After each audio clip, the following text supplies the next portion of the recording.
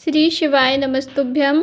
आप सभी जानते हैं पूज्य गुरुदेव पंडित प्रदीप जी मिश्रा की कथा, जो कि रुद्राक्ष महोत्सव चल रहा है। महाशिवरात्रि शिव महापुराण की कथा आज तीसरे दिन की कथा पूरी हो गई है, जो कि 7 मार्च से 13 मार्च तक चल रही है।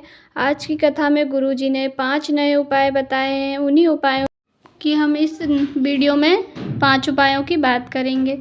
तो पहला उपाय गुरुजी ने रात को 9:15 बजे वाला बताया है। आपको सभी को पता होगा 9:15 बजे वाला जो आंवले का पानी वाला उपाय है वह नहीं, वह पुराना उपाय है। आज की कथा में जो गुरुजी ने नया उपाय बताया है वह यह है कि कुबरेश्वर धाम में रुद्राक्ष महोत्सव चल रहा है। आप सभी को पता है। यदि आपका कुबरेश्वर धाम पर जाना हो, अभी ना जा सको तो कभी भी, जब बाद में आप कभी जाओ रुद्राक्ष महोत्सव के बाद भी, तो आपको करना क्या है, यदि वहाँ पर आप रात्रि में विश्राम करके आएँ तो 9:15 बजे रात को आपको अपने हृदय से भोलेनाथ को अपने हृदय पे हाथ रख के और अपनी दिल की कामना कहनी है।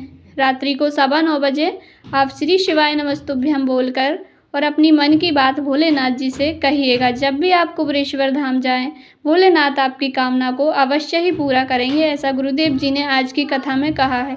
तो आप कभी भी कुबरेश्वर धाम जाएं तो इस प्रैक्टिकल को अवश्य ही करके देखें। तो पहला उपाय तो गुरुजी ने यह बताया।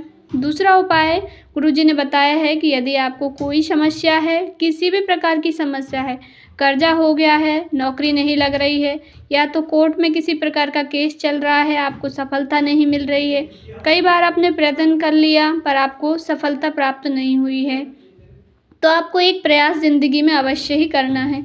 शिवरात्रि का यह उपाय है। आप इस शिवरात्रि पर ना कर पाएँ तो गुरुजी ने कहा यह शिवरात्रि तो निकल गई है 8 मार्च को, अब जो अगली मासिक शिवरात्रि आएगी 1 महीने के बाद, उस पर यह उपाय आप अवश्य ही कीजिएगा।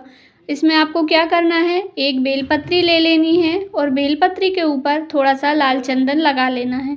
ऑप्शन कुछ भी नहीं है, इसमें आपको लाल चंदन ही लगाना है। बेलपत्री के ऊपर बीच वाली जो बेलपत्री है उस पर थोड़ा सा लाल चंदन लगा लीजिए। उसके बाद कोई भी सफ़ेद पुष्प, जो भगवान भोलेनाथ को जो पुष्प समर्पित होता है सफ़ेद, वह कोई भी ले लीजिए केतकी को छोड़ के।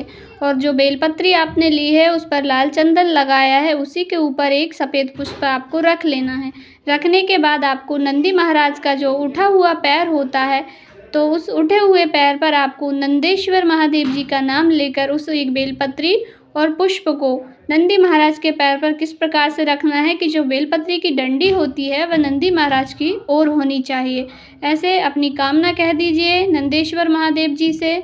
जो भी आपकी दिल की कामना है, प्रार्थना है, नौकरी की हो, व्यापार की हो, व्यवसाय की हो, कर्ज मुक्ति की हो, रोग मुक्ति की हो, कोई भी कामना हो वह बाबा से कह दीजिए बस।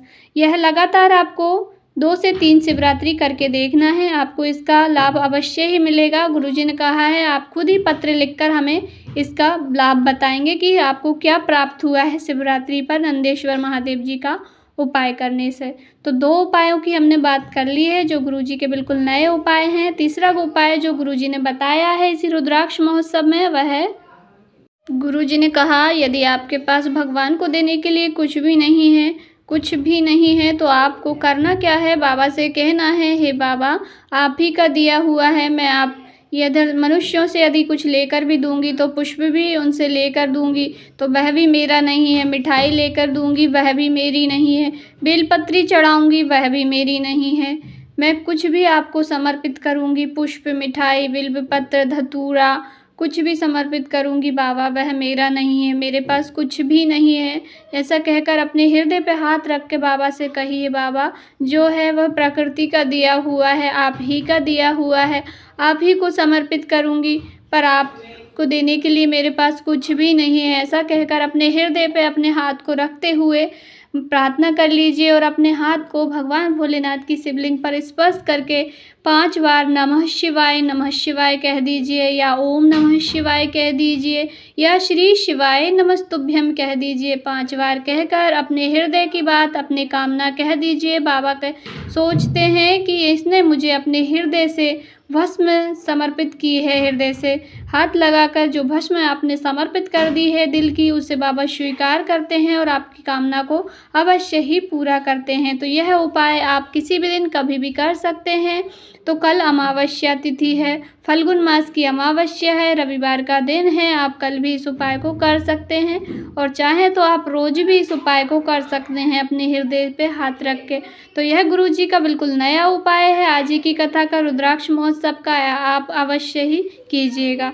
3 उपायों की हमने बात कर ली है, चौथा उपाय है आज की कथा का अंतिम उपाय, और जो गुरुजी ने कहा है कि इसको अमावस्या तिथि के दिन करना है। वह उपाय यह है, यदि आपके घर में क्लेश रहता है, लड़ाई झगड़े होते हैं या रुपया पैसा नहीं रुक रहा है, 1 रुपया कमाते हैं, सवा रुपया खर्च होता है, पैसा घर में बचता ही नहीं, तंगी की स्थिति हो गई है, तो आप अमावस्या के दिन इस उपाय को अवश्य ही कीजिएगा। इस उपाय में आपको क्या करना है, केवल 7 बिंदी शिवलिंग के ऊपर लगानी है। कैसे लगानी है चलिए जानते हैं। तो आपको पहली जो बिंदी है, चंदन आप कोई सा भी ले लीजिएगा, इसमें पीला चंदन भी ले सकते हैं आप, लाल चंदन भी ले सकते हैं, या तो वो केसर चंदन जो मिला हुआ आता है अष्टगंध, वह भी आप ले सकते हैं। ले लेंगे, उसके बाद उसको जल से थोड़ा गीला कर लीजिए। गीला करने के बाद आपको 7 बिंदी लगा देनी है। पहली बिंदी आप लगाएंगे महादेव जी की शिवलिंग के ऊपर, दूसरी बिंदी लगाएंगे भगवान गणेश जी के स्थान पर, तीसरी बिंदी लगाएंगे स्वामी कार्तिकेय के स्थान पर, चौथी बिंदी लगाएंगे माता अशोक सुंदरी के स्थान पर, और 5वीं बिंदी हमें लगानी है जो जलाधारी ऊपर जो मटकी बंधी होती है, जहाँ पर शिव जी की 5 पुत्रियाँ होती हैं, जया, विषहरा, साम्रीवारी, द्रौपदी, देव, उनका नाम स्मरण करके उस मटकी में जिसमें से बूंद बूंद जल टपकता है उसमें लगा देनी है। यदि आप जिस मंदिर में पूजन करते हैं वहाँ पर जलाधारी ऊपर जो मटकी नहीं बंधी है, तो आप उसका स्मरण करके 5 पुत्रियों का नाम स्मरण करके जया, विषहरा, साम्रीवारी, द्रौपदी और देव स्मरण करके शिव जी की शिवलिंग पर 5वीं बिंदी आप लगा दीजिए। छठी बिंदी माता पार्वती का जो शिवलिंग में हस्त कमल होता है कटी भाग, उस पर आपको लगा देनी है। अंत में 7वीं बिंदी नंदी महाराज के जो सिंह होते हैं, दोनों सिंहों के बीच में आपको 7वीं बिंदी लगा देनी है। बस इतना ही करना है। इस उपाय को आपको प्रत्येक अमावस्या पर कर दीजिए। आप एक अमावस्या पे भी करेंगे तो भी आपको इसका लाभ देखने को अवश्य ही मिलेगा। कल अमावस्या की पावन तिथि है, रविवार का दिन है, आप इस उपाय को अवश्य ही कीजिएगा। पूरे वीडियो से संबंधित आपके मन में कोई सवाल है, कहीं पे कुछ समझ में नहीं आए, तो आपका अपना चैनल है, आप कमेंट करके अवश्य ही पूछिएगा। मैं आपके कमेंट का रिप्लाई अवश्य ही दूंगी। श्री शिवाय नमस्तुभ्यम। वीडियो पसंद आए तो लाइक ज़रूर कीजिएगा, चैनल पर नए हैं तो सब्सक्राइब करिएगा।